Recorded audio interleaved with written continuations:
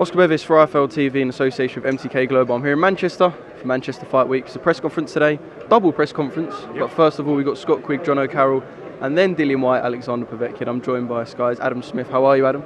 Very well and very busy.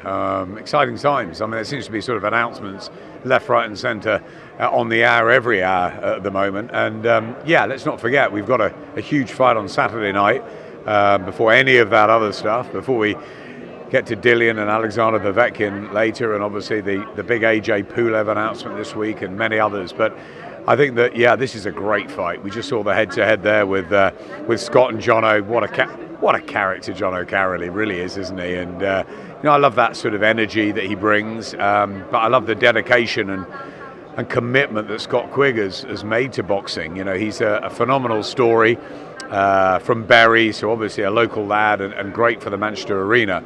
And you know, he's got an opportunity now he's got home advantage. I think that, you know, with a fight like this, which is pretty much a 50-50 fight, that might be a big thing. It certainly helped Ricky Hatton and Anthony Crolla over the years. Scott's used to the Manchester arena, he's used to the big night, so that stands in his favour, but he has been out for a long time. Inactivity, injury issues, lost a bit of momentum. John O'Carroll certainly hasn't. I mean, he can talk the talk. He's pretty good at walking it as well. He was a great effort against Tevin Farmer. I know he's been out to spar with Tevin since then, and he's full of beans and full of confidence. And yeah, it's a genuinely really good fight, and I can't wait for it. We haven't got too long before the Dillion press conference, so I'm going to move on to the heavyweights course. Is this the biggest week of heavyweight announcements in history? I mean, we've had Dillion Povetkin, Joshua Pulev. It hasn't been formally announced, but we know that Wilder's going to reenact the clause for Wilder Fury 3 as well. I mean, this is just massive, isn't it? Yeah, it's huge. It really is. But let's say it probably started when we really wanted to know whether Anthony Joshua could reclaim his titles out in Saudi against Andy Ruiz. He was punch perfect that night. The strategy, the tactics were fantastic. And then just a few weeks later, I was lucky enough to be in Vegas for, I thought, one of the great performances by any British fighter I've ever seen, with Tyson Fury and what he did to Deontay Wilder. Because, you know, I think most people felt that would be a points win for Fury, or Wilder would stop him at some point with a huge right hand. Didn't happen that way. Tyson told us it wouldn't happen that way, and him and his team got it spot on. I thought tactically he was fantastic. He deserves huge credit for it. And now you've got two British heavyweights holding all the treasure. You know, you add to that Dillion Whyte, who's waited patiently for his opportunity, which should have come and will surely come, providing he gets past Alexander Povetkin. It's a tough fight. Povetkin's never easy, only the 2 losses throughout his career, against Klitschko, against Joshua. I'm sure Dillion will try and stop him before Anthony did in a sort of statement. He needs to get, we talk about momentum and Quigg, he needs to get some momentum back. Not a great performance out in Saudi, a difficult year for Dillion last year after a good win over Oscar Rivas. Now he needs to get back to do what he does best, get in the ring and take care of business. But it's going to be tough against Alexander Povetkin. And a bit like the John O'Carroll Scott Quigg fight this Saturday in Manchester, the one in Manchester at the beginning of May, I think it's a real great clash of styles. And I think it will just really light up the arena. I think it's a fantastic. Sky have advertised it as the battle of the left hooks. It is. I think it is. And I think it's, listen, Dillion's rarely in a dull fight, and neither is Alexander. So I'm really expecting fireworks in Manchester, May the 2nd. As you've said, you know, huge announcement with Anthony Joshua coming back to Britain.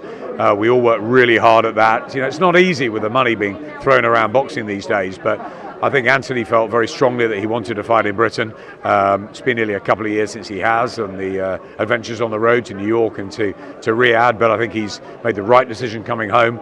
I was heavily in favour of the fight landing at Tottenham Hotspur. I'm a Liverpool fan, so I want to see fights happen at Anfield, and maybe one day we will, but I went to see the Spurs Stadium a few weeks ago and couldn't believe it. I was blown away by it. I think it's a fantastic achievement that they've built, and it's state of the art, and it's a stunning backdrop. So I think the summer, in the middle of the Euros, I think it's no better place for Anthony Joshua to fight Kubrat Pulev, which is a hard fight. Don't get it wrong, people are talking about AJ Fury AJ, but you know, there's 2 fights they've got to overcome first. One is the trilogy in July. Before that, we'll be at Tottenham for Kubrat Pulev's opportunity. He was going to get it in Cardiff a couple of years ago, didn't happen. So now he does. Anthony Joshua's going to absolutely have to be on song. Couple of great heavyweight nights in the summer, and hopefully we get them together back end of the year. So yeah, add Dillion to the mix, add Daniel Dubois and Joe Joyce as well. There's fantastic times for heavyweight boxing, and we keep saying it. So yeah, look, there's been great times before. I was lucky enough to be around in the Tyson, Holyfield, Bo Lewis era. And we had some great matchups there and some great hype outside of the ring and some great stories, but not since then have we had that, and that's not taking anything away from the Klitschkos, because they were great in their own way, in their dominance and their wonderful ambassadorial stature in the sport. But there's not been an exciting time in the heavyweight division since the four I mentioned, the Lewis, Bo, Holyfield, Tyson era, and we've got to enjoy it. One thing I do want to mention about Tyson Fury, Deontay Wilder, Tyson Fury 2, should I say, is the Wilder excuse of the £40 outfit. I can't imagine he'll be wearing that again. I can imagine if he does come up for the trilogy, it will just be a robe this time. I want to know your thoughts on that excuse. I mean, I spoke to a few fighters, especially Jono, who's lost the world title fight, and he said you have to come to terms with it. It's quite hard to come to terms with. Is Deontay just struggling to come to terms with the fact he's lost, or is this just a really poor excuse? It's a really good point that you said, Johnny mentioned. You've got to come to terms with it. It must be really, really hard. You're unbeaten for so many years. You think you're invincible. You think that right hand can get you out of jail even when you're having a bad night. I mean, I remember when Tyson Fury, stampeded the ring on the night that he fought in Brooklyn, Deontay Wilder, and he had a real struggle against Artur Szpilka that night. And he eventually got the job done in dramatic fashion. And maybe one day that the power doesn't work. You've got to give more credit, though, than looking at Wilder. You've got to give more credit to Tyson Fury and what he did. His tactics were fantastic. He mixed up his skills. The strength was brilliant. The inside work was fantastic. It was an amazing performance by Tyson Fury.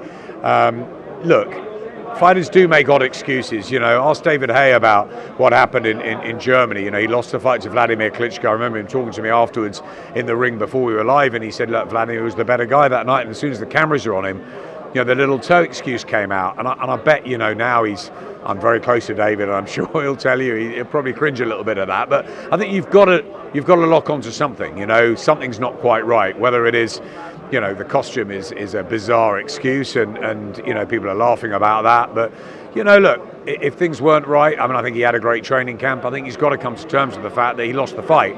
Anthony Joshua, after he lost to Ruiz, all these conspiracy theories were coming out. Something went wrong in the locker room, something happened with his dad, something happened in sparring, he got knocked out. You had all this stuff. You didn't hear anything from Anthony, apart from the fact he was going to come back and he was going to, take out Ruiz again, and he went back to the drawing board and he got it right. And I think the key for Deontay now is whatever's been said is that they forget all that, they get back in the gym and they try and right the wrong. Can they do that? Not many people will give him a chance, or much of a chance in the third fight. But remember, he had him down a couple of times in the first. You don't lose that power, and Tyson Fury is going to have to be careful. Yes, he starts a big favourite this time, but Deontay Wilder, we know, has that equaliser, that power. And you start afresh with no costume, dancing to the ring, who knows? But it's another fight. It's a new fight, and stranger things have happened in boxing. So while you've got to think Fury will get through, Wilder's always got that power. So I think the most important thing for him, and I know Deontay well, he's a great guy, he's been a wonderful champion. He hasn't told me about the excuse about the costume or anything else. I'm sure he's ready to say, look, I want back what my property is, the WBC title. And I think he'll come to terms with it quickly. I think he'll get back into the gym, and I think he'll come out all cylinders, all guns ablaze and firing in July, and he'll do everything he can to reclaim that title. Just quickly, Adam, because Alexander Povetkin's just turned up, so I know it's all going to kick off soon. Dazn are launching in the UK May the 2nd with Canelo. We're expecting it to be Billy Joe Saunders, but more into the nitty-gritty of the business side behind this. What does this mean for Sky? The Matchroom deal, it runs till 2021. What does this mean for Sky in the long run? Waiting for that question. Of course, look, it's been an interesting week. We all expected Dazn to launch in the UK at some point. I felt it would probably be ahead of the Canelo fight. And so look, that's their business. That's their business. They were in 9 territories. They're growing to 200 territories. It's a big strategy, and they'll have thought long and hard about it. We've enjoyed a really good working relationship with Dazn in the last 18 months, 24 months or so. Joe Markowski, great guy. Matt Miller, all the guys, all the team. We've had some really good fight nights and some good working times with them, and I'm no doubt in some ways that will continue. They will be rivals, there will be competitors over here, but we're all friends too outside of it. When you put the mics down, you put the business down, but we've all got our own business to take care of. What's really apparent here is that everybody wants to be involved in boxing, and that's great for the sport. I think Matchroom have hugely built boxing in the last 6-7 years in this country. I think we've been right alongside them. We've had a great relationship, and we want that to continue. Eddie and I speak every day. We've had great promoters in the past: Frank Warren, Frank Maloney, Ricky Hatton, Mick Hennessy. Lots we've worked with. We've worked with the BBC. We've worked with Top Rank. We've been working with MTK through Eddie as well. So we're always looking at independence too, but Matchroom and Sky are very strong, not just in boxing, but through darts and through all the other stuff. Barry and Eddie and us have been, we've been allied for a long, long time. The most important thing is that we look at the UK market, which is our strong market at the moment. As you said, there's huge announcements this week. We've got Scott Quigg this weekend. We've got the massive fight with Kelly and Evanesian at the end of the month. We've got Ritson and Savannah Marshall going for a world title just announced. It's almost forgotten really, but a great fight between the two women, between Terry Harper and Natasha Jonas. First time ever that two females will fight, two British females will fight for a world title on our shores in Doncaster. Loads of great announcements at 10 o'clock at night. That's our game. That's what we've got to keep doing and doing our best. International strategy, we'll talk to Eddie about how we go on with that beyond May. But the most important thing is that we have been in this business for 30 years. We've been in the boxing business. We embrace competition, whether it's BT and the great job they're doing over there. We talk about it. We talk about Dubois Joyce. We talk about Fury Wilder. We don't hide behind it. I've always said you can't have every sweet in the jar. It's a competitive market. We're very happy with our business. It's not just boxing, remember. Sky Sports has an enormous repertoire of sports, from the football, from the Premier League and the culmination of that, to the Formula One, to the cricket and the 100 about to start, to all the golf majors. It really is a fantastic sort of big arsenal of sport on Sky Sports. Plus the business, Sky and Comcast, is huge. We're in a great place. We're really excited about the boxing coming up. We're really excited about the future, and we embrace the competition. So no sour taste in the mouth then, but I have to ask you on a personal note, does this affect your role in terms of your role at Sky Boxing? My role's changed recently. So I was head of boxing for Sky Sports. I'm now head of boxing development. I've moved into the commercial side. So I come back and join the team for the big fight nights to commentate and for fight weeks like this. But the production now sits under Georgie Faulkner and Ed Robinson. So I'm not involved in that side anymore. What I've moved to is the commercial side. I work for Jonathan Lish, the Deputy Managing Director, who runs the commercial and strategy part. And we feel very strongly that the next couple of years are crucial. We want to make sure that the box office events and the Sky Sports events are very strong. We want to make sure that we renegotiate our deals with Anthony Joshua, with Matchroom. We go forward with them. That's what we hope for. How difficult would an Anthony Joshua sort of tying up another deal with Anthony? Would it make it more difficult now that Dazn will be launching in the UK? Anthony Joshua's deal with us is a deal with us. Matchroom's deal with us is a deal with us. They've got a long way to run, and we want to renegotiate those and renew those. We love working with AJ, worked with him from the very beginning. He's an ambassador for us. He loves Sky. We're loyal to each other, and we've been brilliant for each other. As far as Matchroom goes, again, as I said, I've loved working with Eddie. I love it on a daily basis. Eddie and Barry and their terrific team, not just in boxing, but the whole of Matchroom. Likewise, we've got a great team at Sky. I think it works. I think it's been really successful, and long may it continue.